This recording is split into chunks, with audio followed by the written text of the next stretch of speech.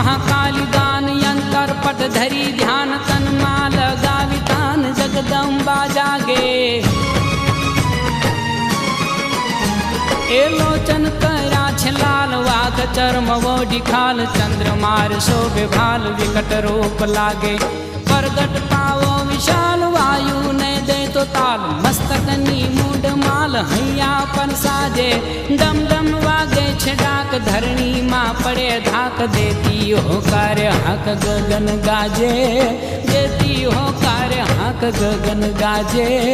देती हो कार्य हक गगन गाजे।